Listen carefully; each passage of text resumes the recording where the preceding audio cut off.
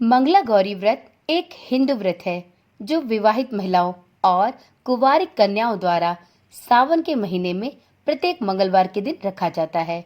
यह व्रत देवी पार्वती को समर्पित होता है। देवी पार्वती, जिन्हें मंगला गौरी के नाम से भी जाना जाता है, यह देवी पार्वती का वह स्वरूप है जिसकी पूजा अर्चना करने से महिलाओं और कुंवारी कन्याओं को उन्हें इच्छित वर और पति की दीर्घायु और उत्तम स्वास्थ्य का आशीर्वाद प्राप्त होता है। जो भी कुंवारी कन्याएं मांगलिक दोष से पीड़ित है, उन्हें श्रावण माह के प्रत्येक मंगलवार को मंगला गौरी के इस स्वरूप की पूजा संपूर्ण विधि विधान के साथ करनी चाहिए। आज सावन माह का दूसरा मंगला गौरी का व्रत 22 जुलाई को रखा गया है। तो जिन महिलाओं ने इस दिन मंगला गौरी का व्रत रखा है, उन्हें मंगला गौरी व्रत रखने के साथ साथ इस दिन मंगला गौरी व्रत कथा भी अवश्य सुननी और पढ़नी चाहिए। ओम नमः शिवाय। जय श्री कृष्णा। आप सभी का सनातन धर्मसार चैनल पर बहुत बहुत स्वागत है। मंगला गौरी व्रत विशेष रूप से विवाहित स्त्रियों द्वारा किया जाने वाला उत्तम व्रत है जो सावन माह के प्रत्येक मंगलवार को रखा जाता है। यह व्रत माता पार्वती अर्थात माता गौरी को समर्पित है, जो सौभाग्य और सुहाग की अधिष्ठात्री देवी मानी जाती हैं। मंगला गौरी व्रत के दौरान कथा पढ़ने का भी बहुत महत्व है। मान्यता है कि इस व्रत कथा पढ़ने एवं सुनने मात्र से ही जीवन के सभी कष्ट दूर हो जाते हैं। सावन के सोमवार को भगवान शिव की पूजा अर्चना की जाती है और सावन के मंगलवार के दिन माता पार्वती का व्रत और पूजन किया जाता है। स्कंद पुराण, व्रतराज और धर्म सिंधु जैसे ग्रंथों में मंगला गौरी व्रत को अत्यंत फलदायी माना गया है। इसमें बताया गया है कि जो स्त्री मंगला गौरी का व्रत करती है, उसे सौभाग्य, आरोग्य, संतान और स्थिर गृहस्थ जीवन की प्राप्ति होती है। मंगला गौरी व्रत के साथ व्रत की कथा भी पढ़ना बहुत अनिवार्य है।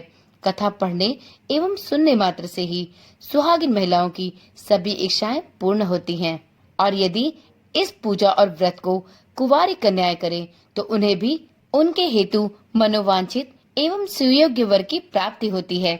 जिन कन्याओं के विवाह में विलंब हो रहा है या जो कन्याएं मांगलिक दोष से पीड़ित हैं, उन्हें मंगला गौरी का व्रत सावन माह में अवश्य करना चाहिए।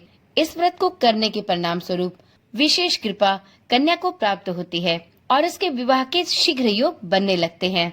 जो भी सुहागिन या कुंवारी कन्याएं इस व्रत को रखती हैं, उन्हें आज के दिन मंगला गौरी की विशेष पूजा अर्चना करने के साथ ही इस व्रत की कथा भी अवश्य सुननी चाहिए।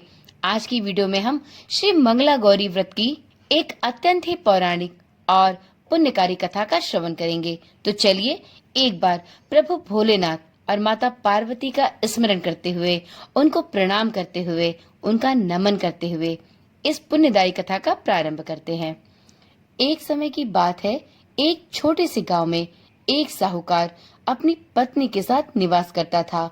साहूकार धनवान था और उसके घर में किसी भी प्रकार की कोई कमी नहीं थी। फिर भी वह और उसकी पत्नी संतान न होने के कारण सदैव दुखी रहा करते थे।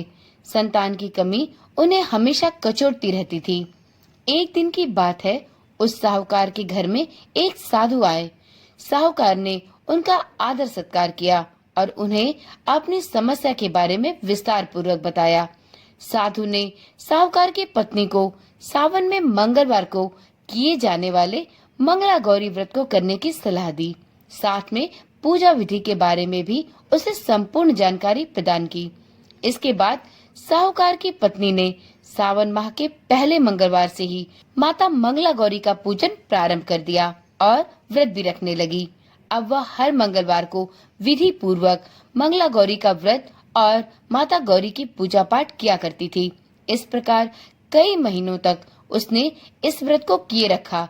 एक दिन उसकी धर्म निष्ठा से प्रसन्न होकर माता पार्वती ने भगवान शिव से साहूकार और उसकी पत्नी को संतान प्राप्ति का वरदान देने के लिए कहा।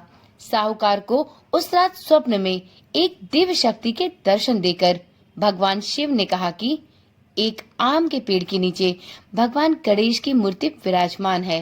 तुम उस पेड़ से आम तोड़कर अपनी पत्नी को खिला देना। इससे तुम्हें संतान की प्राप्ति का सुख प्राप्त होगा। साहूकार ने अगले दिन सुबह उठकर अपनी पत्नी को इस स्वप्न के बारे में बताया और उस आम के पेड़ को ढूंढने निकल पड़ा। काफी समय तक ढूंढने के बाद आखिरकार साहूकार को वह आम का पेड़ मिल गया, जहाँ भगवान गणेश की मूर्ति विराजमान थी। उसने आम तोड़ने के लिए उस पेड़ पर पत्थर मारना शुरू कर दिया। पत्थर फेंकने से एक आम तो टूटकर नीचे गिर गया, लेकिन गलती से एक पत्थर जाकर भगवान गणेश की प्रतिमा को लग गया। इससे भगवान गणेश की प्रतिमा खंडित हो गई और भगवान गणेश उससे क्रोधित हो गए। उन्होंने प्रकट होकर उस साहूकार को श्राप देते हुए कहा कि हे स्वार्थी मनुष्य, तूने अपने स्वार्थ के वश मुझे चोट पहुंचाई है। तुझे भी माता पार्वती की कृपा से संतान की प्राप्ति तो अवश्य होगी, लेकिन उसकी मृत्यु 21 वर्ष की अल्पायु में ही हो जाएगी। यह सुनकर साहूकार बहुत घबरा गया और वह अपने घर को वापस गया। उसने वह फल अपनी पत्नी को खिला तो दिया, परंतु इस घटना के बारे में वह निरंतर सोचता रहा। उसने इस घटना के विषय में अपनी पत्नी को भी नहीं बताया। 9 महीनों के पश्चात भगवान शिव और माता पार्वती के आशीर्वाद से साहूकार और उसकी पत्नी को पुत्र धन की प्राप्ति हुई।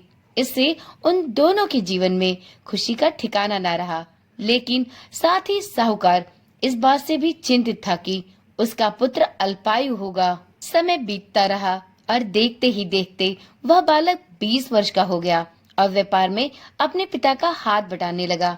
एक दिन घर लौटते समय साहूकार एक पेड़ की छांव में तालाब किनारे बैठकर अपने पुत्र के साथ भोजन कर रहा था। तभी वहीं पर कमला और मंगला नामक 2 कन्याएं कपड़े धोने के लिए वहां आईं और कपड़े धोते हुए आपस में वह बात कर रही थी। कमला ने मंगला से कहा कि मैंने इस सावन मास में प्रत्येक मंगलवार को मंगला गौरी व्रत रखने का निश्चय किया है। तुम भी माता पार्वती को समर्पित यह व्रत अवश्य करना। इससे माता पार्वती प्रसन्न होती हैं और आप पर उनकी कृपा दृष्टि बनी रहती है। इस व्रत को करने से मनोवांछित वर और अखंड सौभाग्य की प्राप्ति होती है। कमला की यह बात सुनकर मंगला भी इस व्रत को करने के लिए तैयार हो गई। इधर दूसरी ओर साहूकार ने दोनों कन्याओं के बीच का यह पूरा संवाद सुन लिया और उसने अपने मन ही मन में यह निश्चय किया कि यह कन्या मंगला गौरी व्रत को करती है, इससे इसे अखंड सौभाग्य की प्राप्ति होगी। यही कन्या मेरे पुत्र के लिए एक योग्य वधू साबित होगी। ऐसा सोचकर वह उन दोनों के विवाह का प्रस्ताव कन्या के पिता के पास लेकर पहुंच गया। साहूकार की गांव में प्रतिष्ठा और मान सम्मान होने के कारण कमला के पिता ने अपनी पुत्री का विवाह साहूकार के लड़के से करवा दिया। विवाह के पश्चात भी कमला इसी प्रकार से विधि पूर्वक प्रत्येक सावन माह में मंगला गौरी का व्रत किया करती थी। उसके इस भक्ति भाव से प्रसन्न होकर माता पार्वती एक दिन उसे स्वप्न में दर्शन देती हैं और कहती हैं कि मैं तुम्हारी भक्ति से अत्यंत प्रसन्न हूँ, इसलिए तुम्हें अखंड सौभाग्य का वरदान देती हूँ। लेकिन तुम्हारा पति अल्पायु है, इसलिए अगले महीने मंगलवार के दिन एक सर्प तुम्हारे पति के प्राण लेने आएगा। तुम उसके लिए एक प्याले में मीठा दूध रख देना, उसके पास एक खाली मटका भी रख देना। सर्प दूध पीकर उस मटके में चला जाएगा और फिर तुम उस मटके को ऊपर से कपड़े द्वारा ढक देना।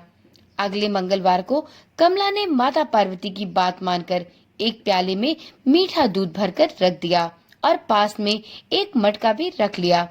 सर्प ने आकर दूध पिया और मटके में जाकर बैठ गया। कमला ने उस मटके पर कपड़ा बांधकर उसे जंगल में ले जाकर छोड़ दिया। माता पार्वती की कृपा से कमला के पति को जीवन दान मिला। इस प्रकार मंगला गौरी व्रत के पुण्य फल से साहूकार का पुत्र श्राप मुक्त हुआ। जब कमला ने घर में सबको इस चमत्कार के बारे में बताया तो सभी बहुत ही प्रसन्न और आश्चर्यचकित हुए। अब साहूकार और साहूकार की पत्नी अपने पुत्र और पुत्र वधू के साथ प्रसन्नता पूर्वक अपना जीवन यापन करने लगे। तो एक बार प्रेम से बोलिए, भगवान शिव शंकर की जय हो, माता पार्वती की जय हो। तो यह रही अखंड सौभाग्य और संतान सुख को प्रदान करने वाली माता मंगला गौरी की व्रत कथा। आप सभी साधकों में जिन भी महिलाओं या कुंवारी कन्याओं ने इस व्रत को धारण किया है, उन्हें आज के दिन इस पुण्यकारी कथा को अवश्य सुनना और पढ़ना चाहिए।